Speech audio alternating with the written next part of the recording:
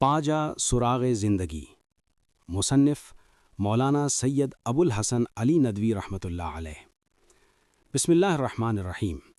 دوستو، پاجا سراغ زندگی یہ کتاب مولانا ابو الحسن علی ندوی رحمۃ اللہ علیہ کے ان خطابات اور تقریروں کا مجموعہ ہے جو آپ نے دارالعلوم ندوۃ العلماء لکھنؤ اور دیگر دینی اداروں کے طلباء و فضلاء کے سامنے مختلف مواقع پر ارشاد فرمائے۔ کتاب کا نام علامہ اقبال رحمۃ اللہ علیہ کے مشہور مصرعے پاجا سراغ زندگی سے ماخوذ ہے، جو اس پیغام کا خلاصہ ہے کہ اے مسلمان نوجوان، اپنی اصل زندگی اور حقیقی مقصد کو پہچان۔ کتاب کا بنیادی پیغام یہ ہے کہ علوم نبوت کے طالب علم کا مقام بہت بلند ہے، لیکن آج کا دینی طالب علم اس مقام سے غافل ہو چکا ہے۔ مولانا امت مسلمہ کے موجودہ بحران، الحاد و دہریت کے طوفان اور مغربی تہذیب کے چیلنج کے مقابلے میں دینی طلباء کو بیدار کرنا چاہتے ہیں۔ اخلاص، جذبہ قربانی اور جوہر ذاتی۔ مولانا کے مطابق ہر طالب علم میں 3 بنیادی صفات ہونی چاہیے۔ اخلاص یعنی صرف اللہ کی رضا کے لیے علم حاصل کرنا، نہ شہرت کے لیے نہ دنیا کے لیے۔ آج کا سب سے بڑا مرض یہ ہے کہ علم اخلاص سے خالی ہو گیا ہے۔ جذبہ قربانی۔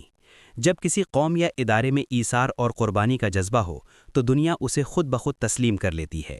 بغیر قربانی کے کوئی بڑا کام نہیں ہو سکتا۔ جوہر ذاتی۔ انسان کی اصل پہچان اس کی اپنی ذاتی صلاحیت اور انفرادی قابلیت ہے۔ اخلاص، جذبہ قربانی اور جوہر ذاتی، یہ تینوں چیزیں مل جائیں تو زمانہ آپ کا مقابلہ نہیں کر سکتا۔ امام غزالی، امام رازی، امام ابن قیمیہ، امام ابن تیمیہ سب اسی راہ پر چلے۔ مدرسے کا مقصد۔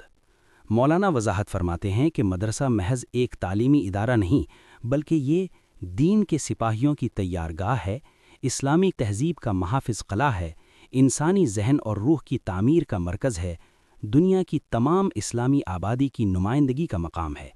مدرسے سے نکلنے والا طالب علم صرف مولوی نہیں بنتا، بلکہ وہ اس امانت کا حامل بنتا ہے جو انبیاء علیہم السلام نے چھوڑی ہے۔ ذاتی تعلق، ذاتی محنت اور جذبہ خدا طلبی۔ مولانا فرماتے ہیں کہ دینی تعلیم محض رٹنے اور یاد کرنے کا نام نہیں، بلکہ اس کے لیے ضروری ہے اللہ سے ذاتی تعلق، طالب علم کا دل اللہ سے جڑا ہو، نمازیں حضوری سے ادا ہوں۔ ذاتی محنت، محنت سے جی نہ چرائے، تعلیم میں خوب وقت لگائے۔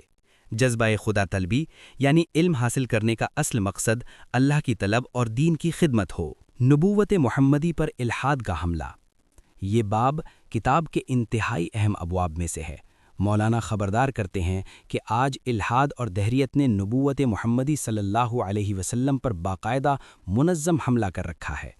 مغربی دانشور، مستشرقین اور ملحد مصنفین قرآن، حدیث اور سیرت پر اعتراضات کر رہے ہیں۔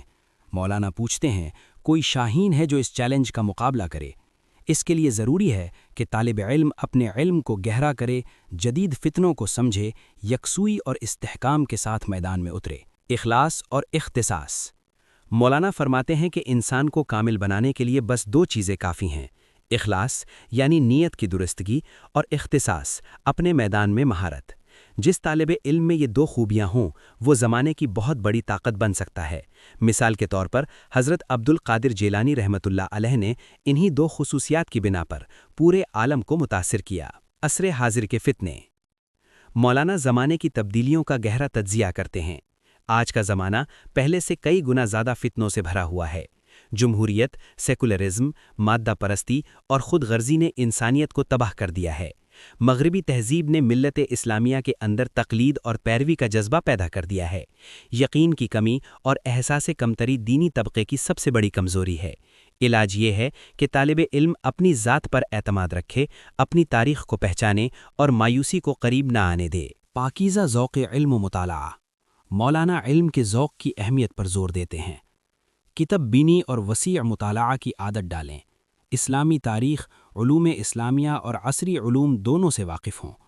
یونیورسٹیوں کے پروفیسروں سے گفتگو کریں، ان کے اعتراضات سمجھیں۔ علم کا ذوق اندرون سے پیدا کیا جائے، نہ کہ محض مجبوری سے۔ طالبان علوم نبوت کا مقام اور ذمہ داریاں۔ یہ کتاب کا سب سے مفصل اور اہم باب ہے۔ مولانا فرماتے ہیں مدرسہ محض ایک اسکول نہیں بلکہ یہ وہ جگہ ہے جہاں نبوت محمدی کی ابدیت اور زندگی کا مسلسل چشمہ جاری رہتا ہے۔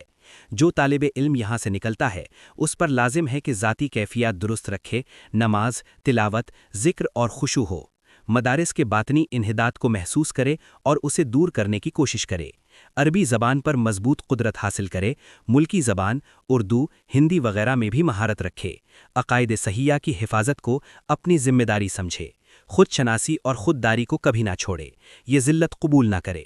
مولانا کہتے ہیں اپنی ذات کی خود عزت کرو، اس لیے کہ اگر تم اپنی نگاہ میں ذلیل اور بے وزن ہو جاؤ گے تو دنیا میں تمہیں عزت کرنے والا نہیں ملے گا۔ دارالعلوم دیوبند کا اصل مقصد۔ مولانا دارالعلوم دیوبند کی تاریخ بیان کرتے ہوئے کہتے ہیں کہ اس کا قیام محض تعلیم کے لیے نہیں تھا بلکہ ہندوستان میں انگریزی تسلط کے دور میں اسلام کی حفاظت کے لیے، مغربی تہذیب کے سیلاب کے سامنے مسلمانوں کی دینی شناخت بچانے کے لیے۔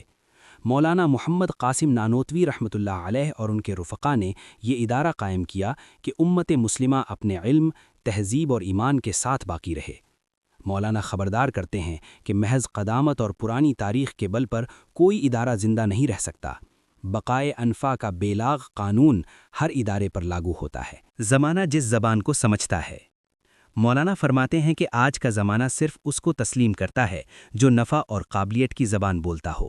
ندوۃ العلماء کی تحریک اسی لیے قائم ہوئی کہ دینی علوم کو عصری ضروریات سے جوڑا جائے۔ طالب علم کو چاہیے کہ اپنے زمانے کو سمجھے، زمانے کی ضروریات کے مطابق خود کو تیار کرے، لیکن دین کے ساتھ کوئی سمجھوتا نہ کرے۔ مدرسہ کیا ہے؟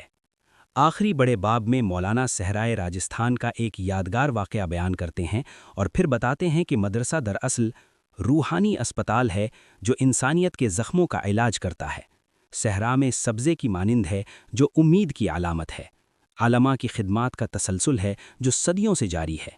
آج مدرسے کو بحران، کرائسس کا سامنا ہے اور اس سے نکلنے کا واحد راستہ ہے محنت، لگن، ایثار اور تقویٰ۔ پاجا سراغ زندگی دراصل ایک پرجوش، درد بھرا اور بیدار کن پیغام ہے جو مولانا ندوی رحمۃ اللہ علیہ نے اپنے دل کی گہرائیوں سے دیا۔ کتاب کا مرکزی نقطہ یہ ہے: اے علوم نبوت کے طالب علم، تجھے معلوم ہے تو کیا ہے؟ تو اس نبوت کا وارث ہے جس نے دنیا کی کایا پلٹ دی تھی۔ آج پھر دنیا کو تیری ضرورت ہے، لیکن اس شرط پر کہ تو اخلاص، محنت، جذبہ قربانی اور جوہر ذاتی کے ساتھ اٹھے۔ یہ کتاب ہر اس شخص کے لیے ضروری مطالعہ ہے جو دینی تعلیم سے وابستہ ہے یا جو اپنے وجود کا مقصد تلاش کرنا چاہتا ہے۔ شراب کہن پھر پلا ساقیا، وہی جام گردش میں لا ساقیا، مجھے عشق کے پر لگا کر اڑا، میری خاک جگنو بنا کر اڑا، خرد کو غلامی سے آزاد کر، جوانوں کو پیروں کا استاد کر، ہری شاخ ملت تیرے نم سے ہے، نفس اس بدن میں تیرے دم سے ہے، تڑپنے پھڑکنے کی توفیق دے، دل مرتضیٰ سوز صدیق دے، جگر سے وہی تیر پھر پار کر، تمنا کو سینوں میں بیدار کر، تیرے آسمانوں کے تاروں کی خیر، زمینوں کے شب جندداروں کی خیر، جوانوں کو سوز جگر بخش دے، میرا عشق میری نظر بخش دے۔